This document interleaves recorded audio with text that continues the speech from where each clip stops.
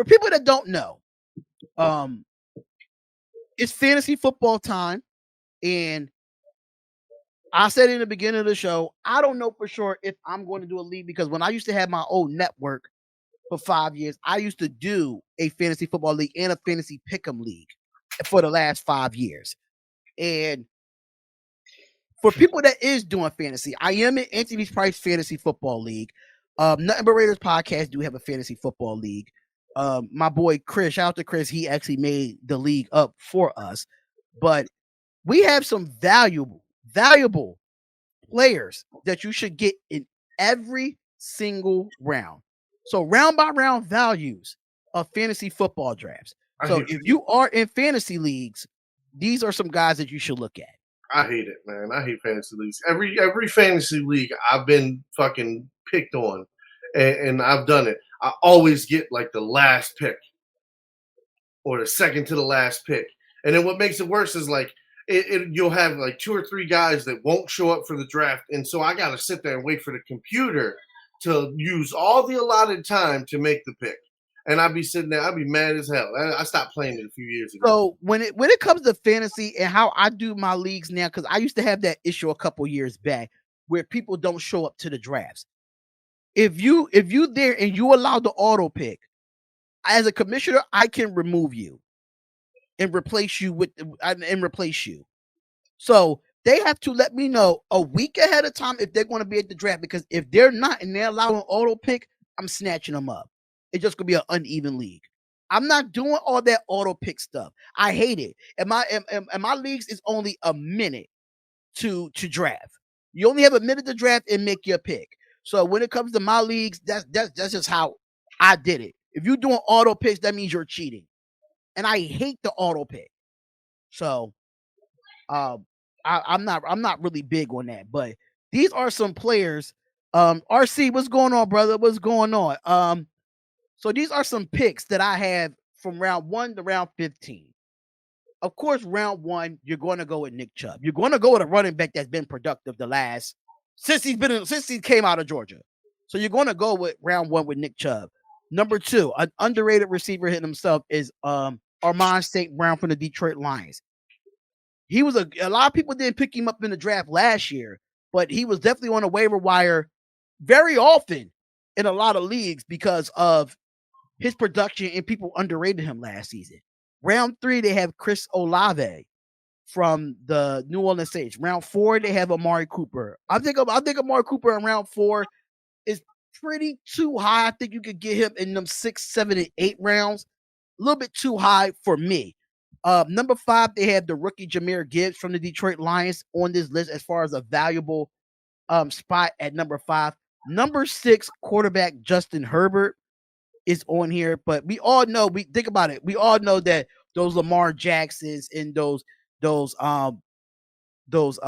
Patrick Mahomes probably going to be off the board before round 6, because some people just draft differently. They get their quarterbacks early. I'm just saying, as somebody, like I've played in a bunch of different leagues.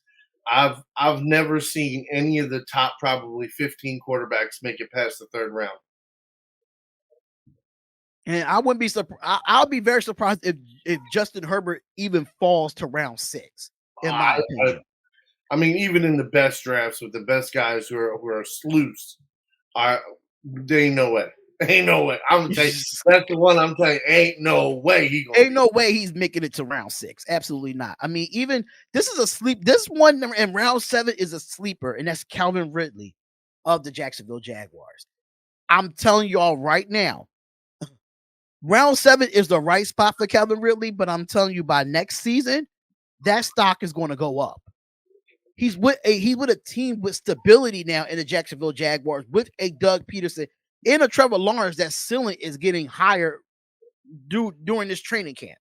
So Calvin Ridley, I think, is definitely a sneak here. Number 8 is Pat Freiermuth, the tight end from the Pittsburgh Steelers. I think he's an underrated draft pick at number 8 for an 8th rounder. I think that is a very underrated pick. And they back-to-back tight ends.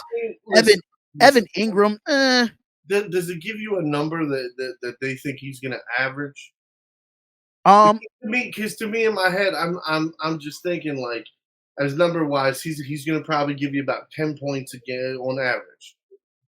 And I so can doing 10 points in average, like most of the 10 point guys go around the sixth, seventh round.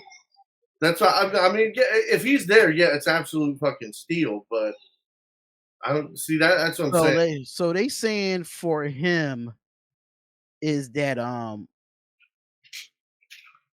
so he says there's just one or two tight ends in each round and no solidified grouping. Marks Andrews with 2.11, TJ Hawkinson with 4.01. I think this is the APO, but they say in others, yeah, it don't really say as much as how much he's going to average. The ADP is 8 points, almost 8.5 no, 8.5 points. Yeah, 8.5 points Okay. for him for an eighth round draft pick. So um the other ones that I have on here is Evan Ingram. I'm not really too big on Evan Ingram. I know he's going to revive his career being back with the Jacksonville Jaguars, but he's kind of been on a downfall for me since he left the Giants. But this running back is very interesting to watch, and people sleep on him in fantasy. I don't think he's the best top 10 running back, but he definitely puts up numbers in fantasy, and that's Jarrett McKinnon. I think this guy puts up numbers in fantasy. I had to get him late last season because all my running backs was hurt. I ain't have a Josh Jacobs, I ain't have a Derrick Henry, but all my running backs was hurt. And when I got Jarrett McKinney and he came in, I forgot what week it was. I think it was like week 8 of the NFL season when I got him. And he was just he gave me about what 12, 11 points. I take that for a running back for Jarrett McKinney. And I think he's very underrated when it comes to fantasy wise. I know as an athlete is a little bit different, but I feel as though what the hell did I miss something? Oh, I don't know what is going on here, but I think Jarrett McKinnon is definitely an underrated person here. They have wide receiver Sky Moore of the Kansas City Chiefs in round 11. Round 12, they got Davion Akane, the running back from the Miami Dolphins. Um, they have Chisholm Okawino. I forgot how to pronounce his last name from the tight end, from the Tennessee Titans, the tight end. His name sounds weird as hell. I'm sorry, but Pierre Strong, another running back from the New England Patriots, and Darius Slayton in round 15 of the New York Giants. So there are some valuable players that you can look at that even Mike Fall really is playing now. Yeah, it might fall. It might fall to a later round, but there's some valuable players for y'all to go in and look at going into your fantasy football leagues. I know August is like the main month for fantasy football.